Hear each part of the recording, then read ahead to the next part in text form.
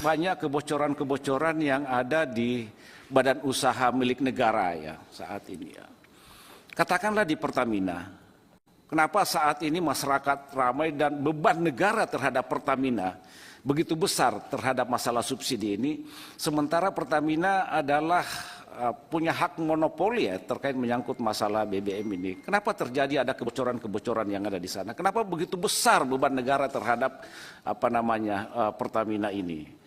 Nah ini ya barangkali saya minta dalam forum ini sedapat mungkin ini ditelusuri Pak Ketua, karena ini menyangkut masalah hajat hidup orang banyak ya. Ini menyangkut masalah hajat hidup orang banyak, lalu kemudian ada beban negara yang begitu besar, lalu kemudian harga BBM dinaikkan oleh pihak pemerintah. Dan ini juga punya dampak yang sangat besar ya terhadap kehidupan masyarakat kita. Dan juga sektor-sektor lain ya. Menurut saya juga di badan usaha milik negara ini ya, karena kita lihat banyak yang muncul ke permukaan apakah lewat media dan sebagainya.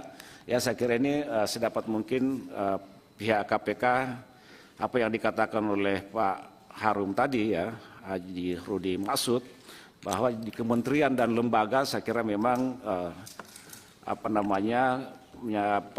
keuangan negara ini memang porsinya cukup besar dan saya kira tetap untuk dilakukan monitoring untuk itu supaya tidak terjadi kebocoran di sana sini. Berikutnya Pak Ketua, terkait menyangkut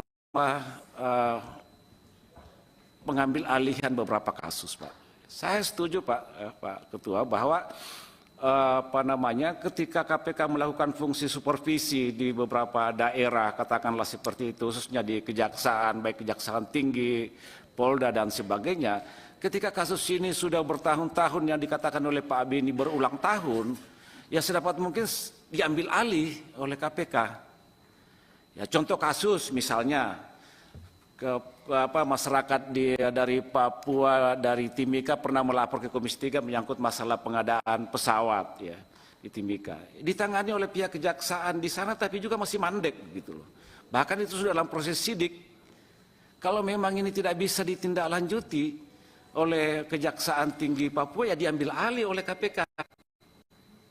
Dan itu harapan masyarakat dari Mimika yang juga melapor ke KPK dan setiap hari dipertanyakan saban hari ya, menyangkut masalah pengadaan pesawat itu yang diduga dilakukan oleh mantan Kadis Perhubungan di Kabupaten Mimika. Jadi ini catatan penting buat saya Pak, karena masyarakat Timika sering sekali datang ke sini Pak di Komisi 3 mempertanyakan bagaimana tindak lanjutnya, walaupun ini sudah ditangani oleh kejaksaan tapi belum ada progres yang signifikan tentang itu.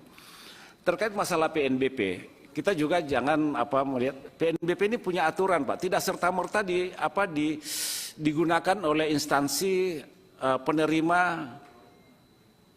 atau yang menarik PNBP, tapi itu harus melalui Menteri Keuangan.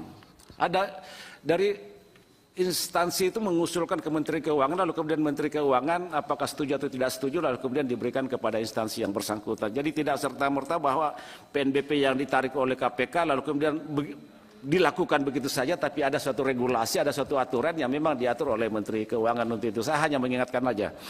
Saya kira ini Pak Ketua, terima kasih.